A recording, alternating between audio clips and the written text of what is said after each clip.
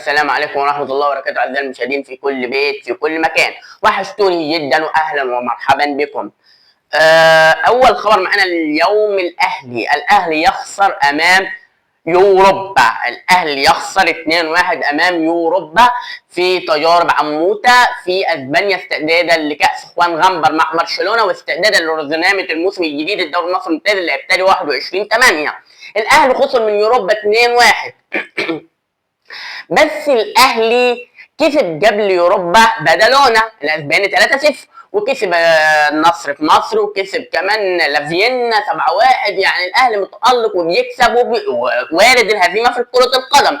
بس الاهلي في هذا اليوم لما خسر امام يوروبا 2-1 ما كانش خساره عاديه، لا، ان جمهور الاهلي متعود على المكسب حتى في المباريات الوديه، ان يوروبا بيلعب في الدرجه الرابعه.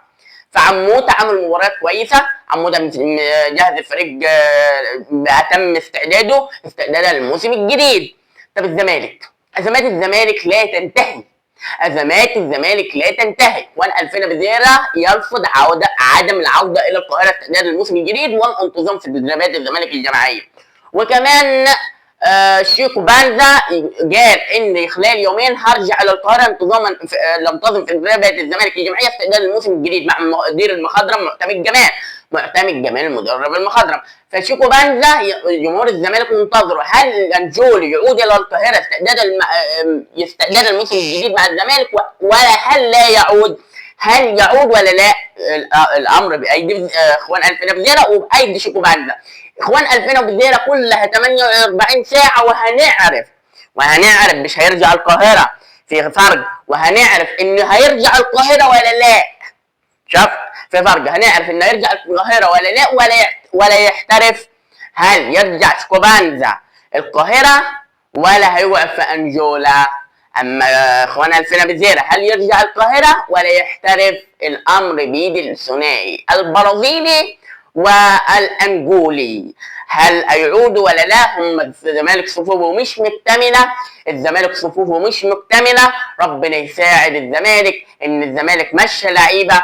حسام عبد المجيد رحل، احمد محمود رحل، واللاعيبه الشباب كلهم والناشئين مشوا. يعني الزمالك عنده ازمه ماليه طاحنه مهدده الفريق بشكل كبير، وانقسام داخل الزمالك حول جون ادوارد احنا كلنا عرفنا رحل. الانقسام دلوقتي داخل الزمالك بسبب هل ياتي مدير رياضي جديد في الزمالك ولا لا. فالانقسام كله داخل الزمالك بسبب كده، مقسوم الفرقتين. الزمالك دي ما يتقسم فرقتين في مجلس لبيب.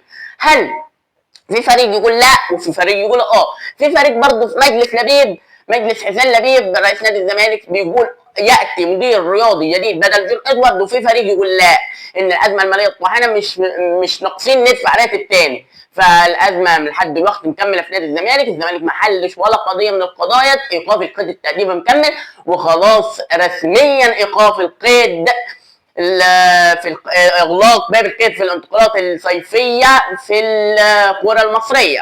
اتحاد الكره اعلن اليوم من الساعه 12 اليوم النهارده، يعني اعلن غلق باب الانتقالات الصيفيه. مفيش حد يدعم تاني. بيراميدز استكفت بثلاث لعيبه هم اياد العسقلاني من رستوف الروسي وخالد عوض من طلائع الجيش المصري، واحمد عبد القادر من القرمه العراقي. تمام. والاهلي 7 صفقات: عوده اكرم توفيق، ثنائي انبي علي محمود وقطاع عبد الله، منصف بكراري لاعب دينامو زغرب الكرواتي، وسفيان بن جريده لاعب المغرب الفاسي. وكمان اتعاقد مع محمود صلاح لاعب غزل المحله، وتوفيق محمد رسميا يخضع للكشف الطبي لانتظام في تدريبات الزمالك الجماعيه، تدريبات الاهلي الجماعيه استعدادا للموسم الجديد. فالاهلي اتعاقد مع 7 صفقات و3 رجعوا من الاعاره، هم اشرف داري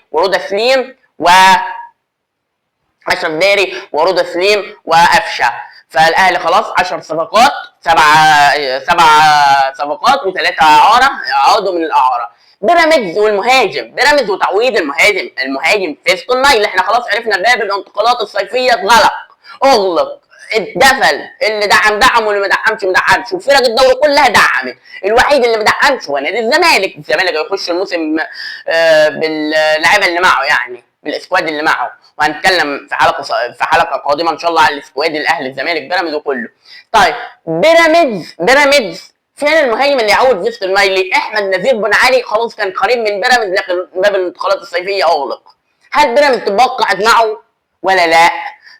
وكمان احمد نزير بن علي وكمان بيتر كولوكايس خلاص اتى الى سيراميكا كليوباترا اللي كانت خناقه عليها من بيراميدز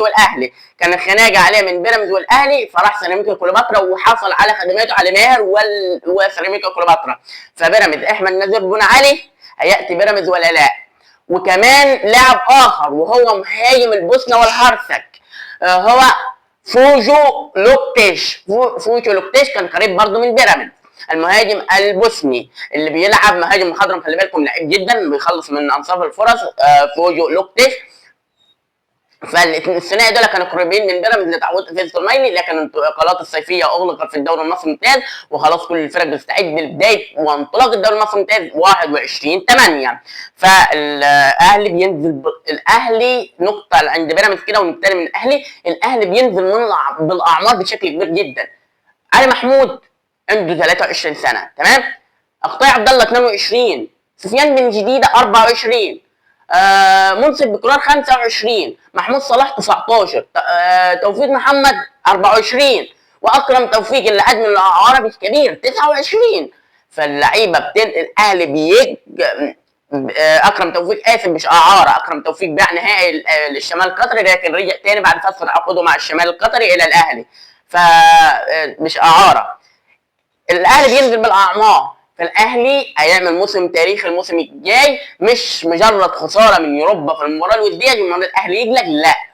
فالاهلي احنا قلنا المباراه الوديه لا تمت ولا صفه لها بالمباراه الرسميه، المباراه الوديه شيء والمباراه الرسميه شيء ثاني اخر خالص يعني.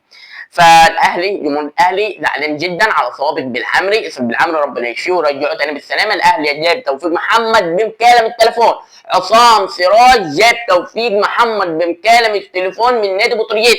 الاهلي كان عاوز توفيق محمد من شهر يناير اللي عدى ومن شهر 6 اللي عدى ومن شهر يناير 2025 كمان، لكن اللاعب بتوفيق ربنا اتى الى الاهلي استعدادا لانطلاق الموسم الجديد وهيلعب ان شاء الله ويكسر الدنيا. بمكالمه التليفون انا توفيق محمد عصام سراج بمكالمه التليفون واحده، ومحمود صلاح الموهبه الدوري المصري الممتاز، اللاعب النجم الشاب المحترم، اللاعب الكبير، لاعب كبير بمعنى الكوره، لاعب كورته تتمركز تحت رجله الى المهاجم، لاعب بيلعب شوط سترايكر، بيلعب وينج يمين، يعني لاعب مكتمل الحمد صلاح محمود صلاح، وان شاء الله يدغدغ الدنيا ويحترف خارجيا من بوابه الاهلي، لانه عنده 19 سنه لسه صغير وشاب وكمان لسه عنده اللي يطلعه تاني مع الاهلي والمزيد، يعني من غزل المحله فريق كبير محترم بس مع الاهلي يطلع كل ما لديه تحت ايد المدير المخضرم عموته. الزمالك معتمد جمال عامل روح قتاليه في نادي الزمالك وكسب اورنج 4-0، يعني كسب اول مره البلاس 3-0 ومن ثم كسب اورنج 4-0. عبد الله السعيد يعتذر لجمهور الزمالك واداره الزمالك، واداره الزمالك ترفض اعتذار عبد الله، يعني كانوا بيتحايلوا على عبد الله انه يرجع، لكن دلوقتي اسم الزمالك فوق اي نادي، انت اعتذرت يا عبد الله بس هنطبق عليكم العقوبه. الزمالك طبق على عبد الله السعيد العقوبه 2 مليون جنيه، 2 مليون جنيه على عبد الله السعيد العقوبه. وعبد الله السعيد لحد دلوقتي هل يرضى يلعب في نادي الزمالك وما يعتزلش؟ وعبد الله السعيد وافق على لعبه في نادي الزمالك وما يعتزلش ويدي كل حاجه لمصلحه النادي، لكن الزمالك رافض هذا وهيطبق على عبد الله السعيد العقوبه، ونشوف الساعات القادمه هيحصل فيها ايه، هل شيكوباندا واخوان الفنافذيره يرجعوا ولا هل عبد الله يستمر في نادي الزمالك ولا لا. احنا قلنا كمان احمد عبد القادر راح بيراميدز. احمد عبد القادر اللاعب الكبير، اللاعب اللي كان مع الاهلي مهاري، احمد عبد القادر مهاري، احمد عبد القادر مهاري، فاتى الى بيراميدز وان شاء الله يكسر الدنيا. احمد عبد القادر، والسلام عليكم ورحمه الله وبركاته.